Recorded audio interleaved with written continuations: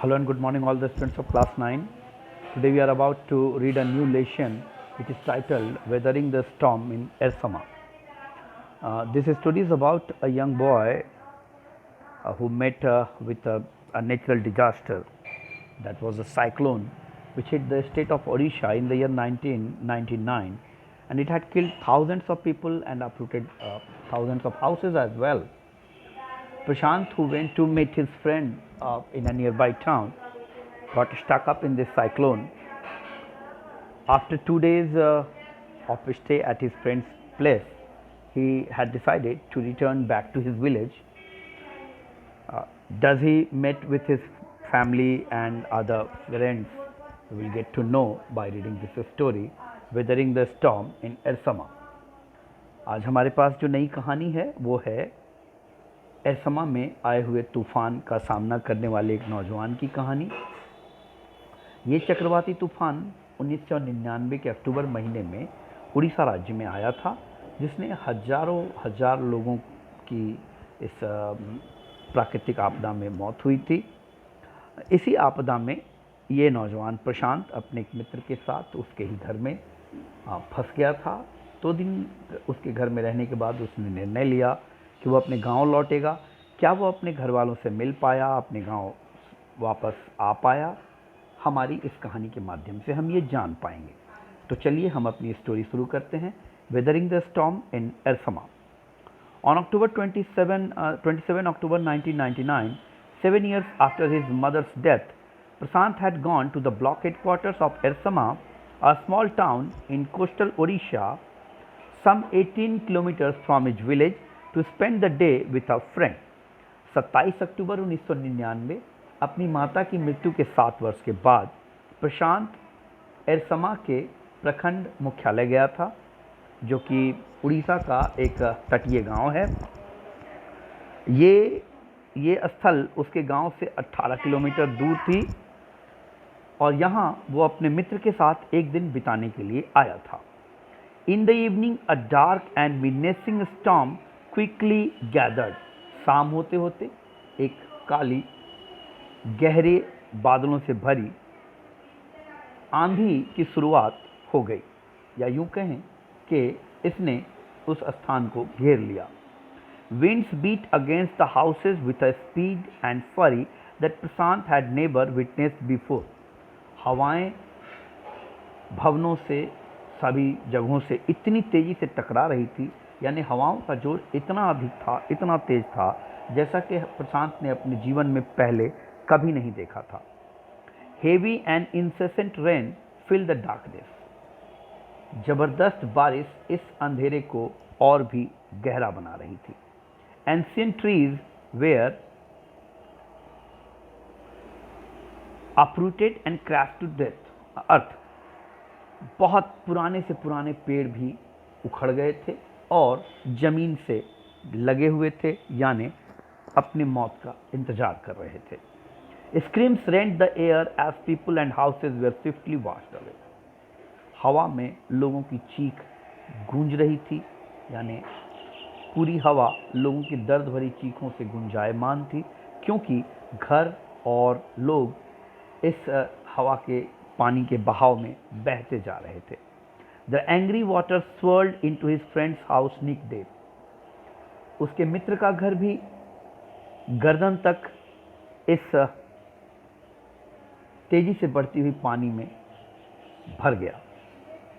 The building was of brick and mortar and was strong enough to survive the devastation of the wind's velocity of 350 kilometers per hour. ये मकान ईंट गाड़े cement का बना था, जो इतना मजबूत था कि 350 किलोमीटर हवाओं के प्रति घंटे की हवाओं के दबाव को झेल कर भी खड़ा रह सका। But the cold terror of the family grieve with the crashing of trees that had got uprooted and fallen on their house. लेकिन डर ने इस परिवार को जड़ कर दिया, क्योंकि अब पेड़ उखड़कर इस मकान पर गिर रहे थे। Sometime in the middle of the night, कई बारी तो मध्य रात्रि में भी पेड़ गिरते थे, damaging it's roofs and walls, और इसके फलस्वरूप छत, दीवारें नष्ट हो रही थी, उनको नुकसान पहुंच रहा था। The great destruction wrought by the cyclone and the surge of the ocean continued for next 36 hours. तो ये बर्बादी जो कि इस चक्रवाती तूफान और समुद्र की लहरों से आया था, अगले 36 घंटे तक जारी रहा. Although wind speeds had reduced somewhat by the next morning. वैसे तो हवा की रफ्तार अगली सुबह आते आते काफ़ी कम हो गई थी, मगर फिर भी चक्रवाती तूफानों का प्रभाव 36 घंटे तक बना रहा. To escape the waters rising in the house, अब घर में बढ़ते हुए पानी से बचने के लिए Prashant as in friends family had taken refuge on the roof.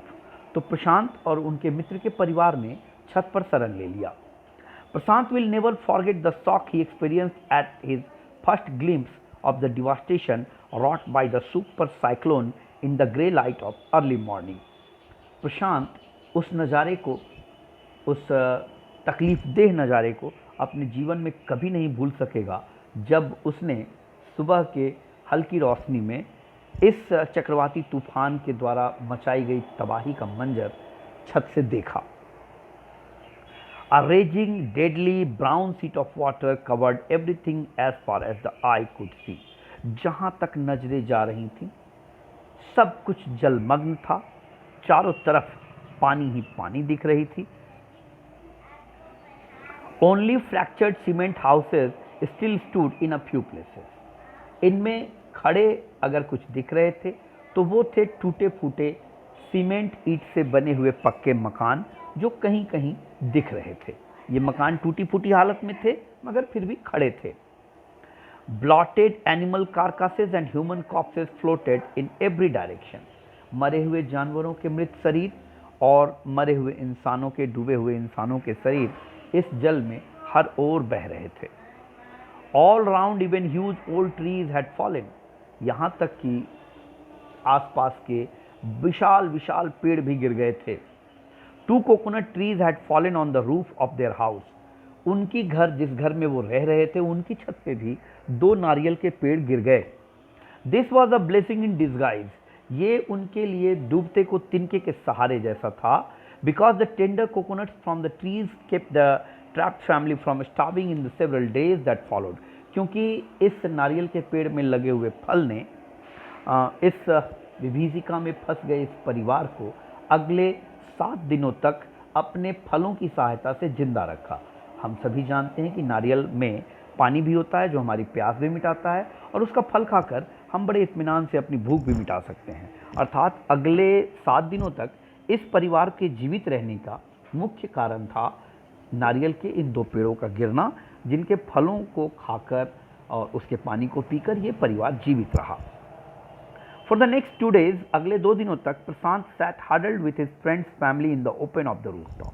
प्रशांत अपने मित्र के परिवार के साथ एक दूसरे से बाहें जोड़कर छत पर खुले में रहे. They froze in the cold. सर्दी और incessant rain. सर्दी और लगातार हो रही बारिश से वे ठंडे पड़ने लगे थे, यानी उनका शरीर ठंड की वजह से जमने जैसा होने लगा था. The rain water washed away Prashant tears. और इसका एक सुखद पहलू ये था कि प्रशांत की आंखों से बहते आंसू इस बारिश के पानी में भी बह जा रहे थे, ताकि प्रशांत के आंसू कोई देख ना सके. The only thought that flashed through his mind was whether his family had survived the fury of the super cyclone. एक इकलौता विचार जो उसके दिमाग में बार बार आ रहा था वो ये था कि क्या उसका परिवार इस भयानक चक्रवाती तूफान में जिंदा बचा होगा. Was he to be bereaved once again? क्या उसे फिर से अकेले रह जाना होगा. For 2 days later, which seemed to Prashant like 2 years, the rain ceased.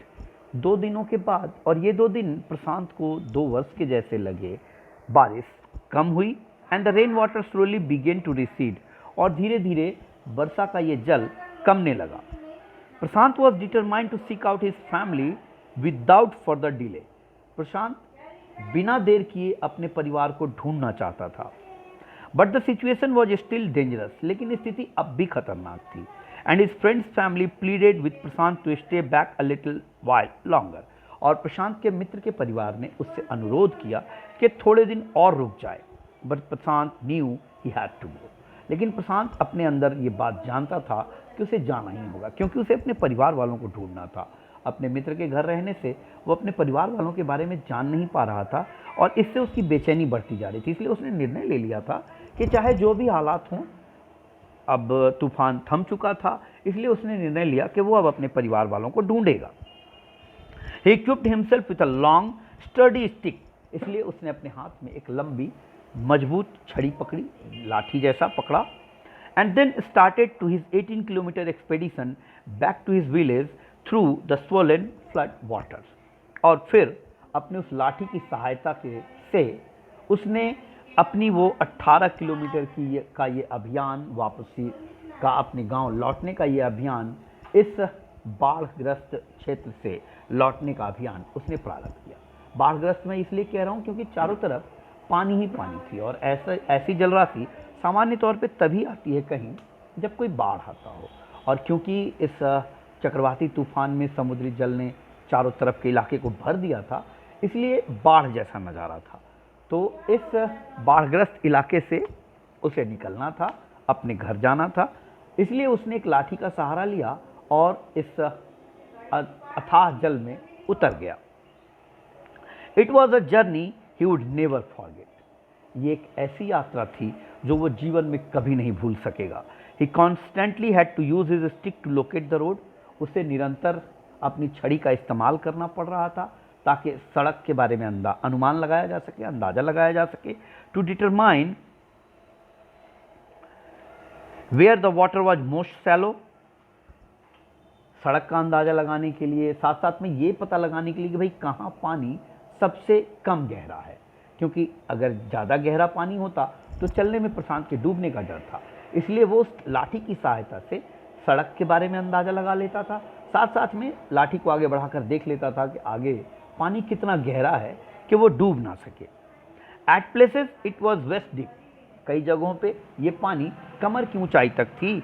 And progress was slow, और जब इतनी ऊंचाई तक पानी हो तो चलना मुश्किल होता है, इसलिए इनकी जो आगे बढ़ने की गति थी वो धीमी थी।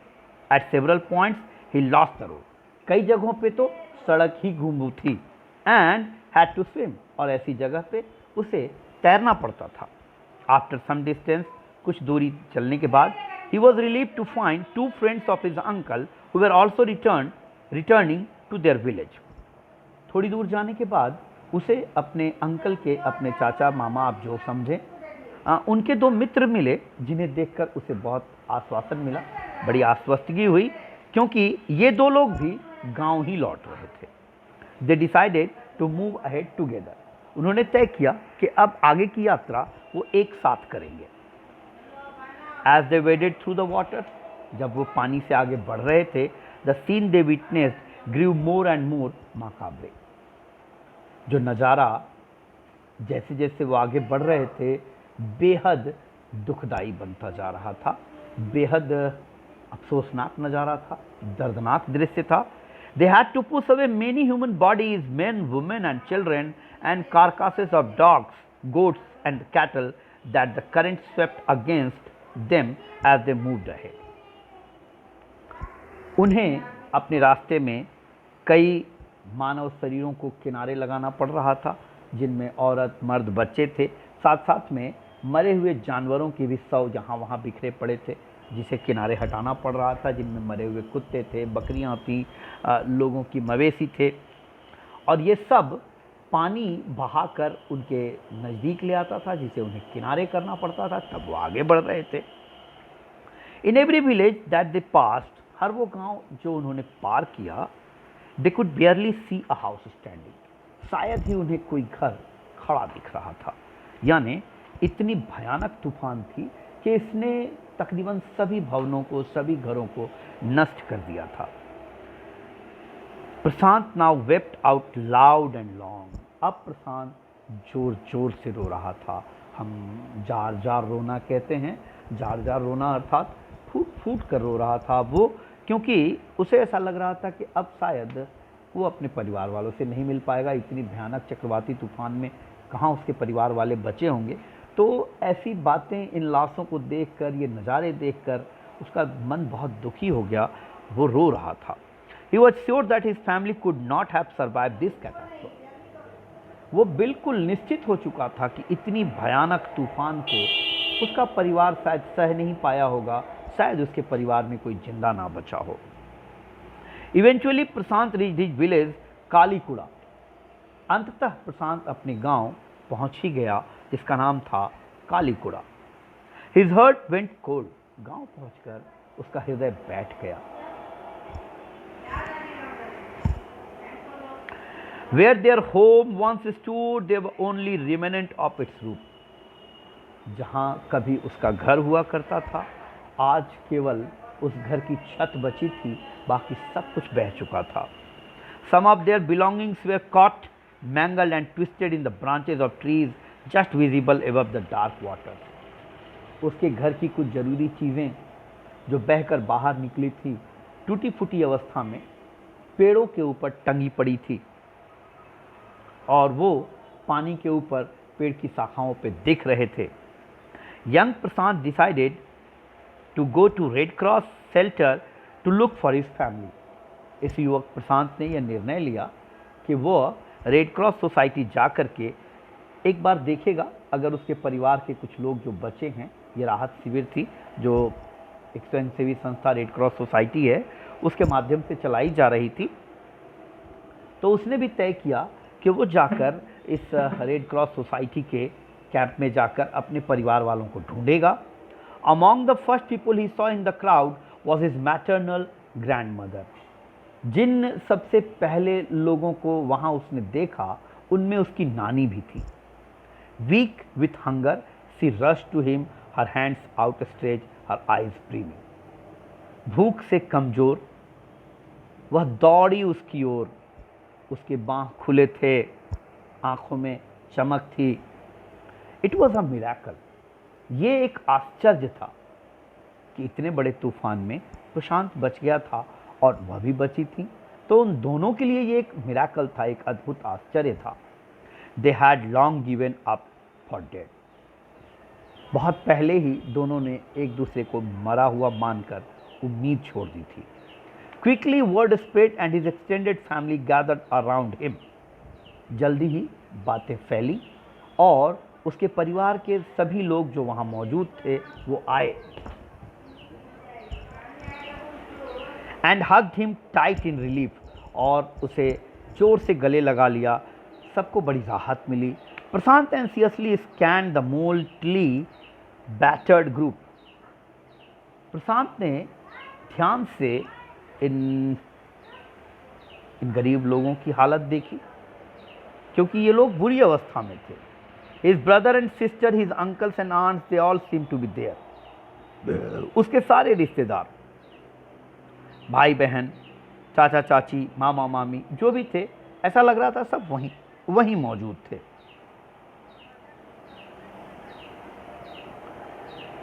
By the next morning, अगली सुबह, as he took in the desperate situation in the shelter, he decided to get a grip over himself. तो जब उसने उस जगह मौजूद लोगों की अवस्था देखी, उसने निर्णय लिया कि वह इनके लिए कुछ करेगा, उनके लिए स्वयं वह कुछ करेगा। He sensed a deathly grip settling upon the 2500 strong crowd in the shelter. उसने महसूस किया कि इस राहत शिविर में रह रहे 2500 लोगों के इस भीड़ में निराशा बढ़ती जा रही थी। लोगों के मन में शोक बढ़ता जा रहा था, दुख बढ़ता जा रहा था। 86 lives were lost in the village. गांव के 86 लोगों की इस दुर्घटना में मृत्यु हो गई थी। All the 96 houses had been washed away. पूरे के पूरे 96 घर जो उस गांव में थे वो बिल्कुल बह गए थे। It was their 4th day at the shelter. इस आश्रय स्थल में आज उन सब का 4था दिन था। So far they had survived on green coconuts. अब तक हरे नारियल जो कि उड़ीसा में बहुत होते हैं, वहाँ पे नारियल की बहुत खेती होती है, तो अब तक हरे नारियलों ने ही उन्हें जिंदा रखा था। But they were too few to to go around such a tumult of people. लेकिन इतने बड़े लोगों की संख्या का पेट भरने के लिए, उन्हें जिंदा रखने के लिए ये बहुत कम थे। Prashant, all of 19 years, Prashant जो कि उस वक्त केवल 19 वर्ष का था, decided to step in as a leader of his village. उसने तय किया कि वो गांव के नेता के रूप में आगे चलेगा। If no one else did, अगर कोई और आगे नहीं बढ़ता, वो आगे बढ़कर गांव का नेतृत्व करेगा, ये उसने तय किया। He organized a group of youths and elders to jointly pressurize the merchant once again to part with his rice. उसने नौजवानों और बुजुर्गों का एक दल बनाया और सबने मिलकर व्यापारी पर दबाव बनाया कि वो उन सबके भोजन के लिए एक बार और चावल दान करे। This time the delegation succeeded and returned triumphantly. इस बार इस दल को कामयाबी मिली और व्यापारी ने उन्हें अनाज दिया, यानी विजेता के रूप में ये वापस लौटे। Wedding through the receding waters for food for the entire shelter, घटते हुए पानी से पार होकर वो लौटे ताकि पूरा का पूरा जो आश्रय स्थल था वहाँ के लोगों के लिए भोजन हो सके। No one care that the rice was already rotting. भूखे पेट में किसी ने इस बात का ध्यान नहीं दिया कि जो चावल दिया गया था वो पहले ही सड़ रहा था। Branches from fallen trees were gathered to light a reluctant and slow fire.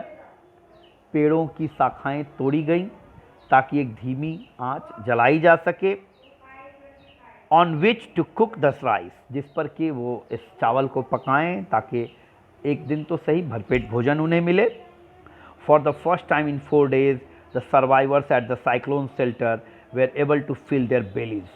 4 दिनों में ऐसा पहली बार हुआ था कि इस आश्रय स्थल में रहने वाले लोगों ने भरपेट भोजन किया। His next task was to organize a team of youth volunteers to clean the shelter of filth, urine, vomit and floating carcasses and to tend to the wounds and fractures of many who had been injured. इसके बाद जो इनका अगला लक्ष्य था वो था कि युवाओं का एक दल तैयार करें, कि एक स्वयंसेवकों का दल तैयार करें और उस आश्रय स्थल में जितनी गंदगी थी, कचरा था, लोगों के मलमूत्र थे और मरे हुए जानवरों के जो शव यहाँ वहाँ बिखरे पड़े थे, उन सब को हटाना और साथ में इस आपदा में घायल हुए लोग जिन्हें चोटें आई थीं, जिनके शरीरों में हड्डियाँ टूटी फूटी थीं, उन्होंने निर्णय लिया कि वो इन सब का देखभाल भी करेंगे। ऑन द 5th day, 5वें दिन, a military helicopter flew over the shelter and drop some food parcel. एक सैनिक हेलीकॉप्टर इस आश्रय स्थल के ऊपर से उड़ा और इसने कुछ खाने के पैकेट गिराए, भोजन के पैकेट गिराए। It then did not return. इसके बाद ये फिर लौट कर नहीं आया।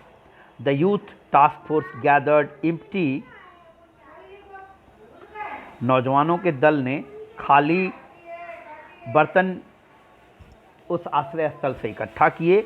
Then they deputed the children to lie in the sand left by the waters around the shelter with these utensils on their stomachs to communicate to the passing helicopter that they were hungry. फिर उन्होंने योजना बनाई। उन्होंने छोटे छोटे बच्चों को बालू पर उस आश्रय स्थल के बगल में स्थित बालू पर छोटे छोटे बच्चों को लिटा दिया और उनके पेट पर खाली बड़े बड़े बर्तन रख दिए, जिससे कि वो उड़ते ऊपर जा रहे हेलीकॉप्टरों को ये दिखे कि भाई ये भी भूखे हैं, खाली बर्तन लेकर पड़े हैं। The message got through and after that the helicopter made regular rounds of the shelter, airdropping food and other basic needs. तो ये संदेश बिल्कुल सही जगह पहुंची और फिर सेना के हेलीकॉप्टर ने कई बारी उड़ान भरी और उनके लिए ज़रूरत का भोजन और बाकी चीज़ें वहाँ गिराया, उस आश्रय स्थल पे उन्होंने गिराया। Prashant found that a large number of children had been orphaned. Prashant ने पाया कि बहुत बड़ी संख्या में बच्चे अनाथ हुए थे। He brought them together and put up a polythene sheet shelter for them. तो उसने इन सारे अनाथ बच्चों को एक जगह इकट्ठा किया और उनके सर के ऊपर एक पॉलीथीन की छत खींच दी, बनवा दिया। Women were mobilise to look after them, महिलाओं को इकट्ठा किया गया ताकि वो इन अनाथ बच्चों की देखभाल करें।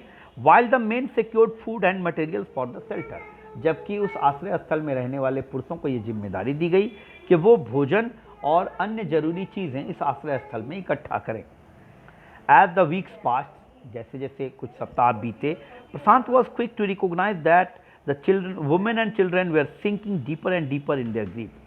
प्रशांत ने जल्दी ही ये पाया कि उस आश्रय स्थल में रहने वाले औरतें और बच्चे और अधिक दुखी होते ही जा रहे हैं, यानी उनका दुख बढ़ता ही जा रहा है। He persuaded the women to start working in the Food for Work program started by an NGO। तो उसने उन महिलाओं को तैयार किया, मनाया कि वो एक स्वयंसेवी संगठन के लिए कार्य करें जो काम के बदले भोजन देता था।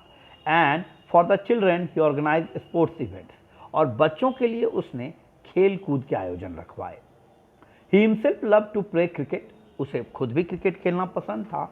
And so he organise cricket matches for children, इसलिए उसने बच्चों के लिए क्रिकेट के मुकाबले रखवाए।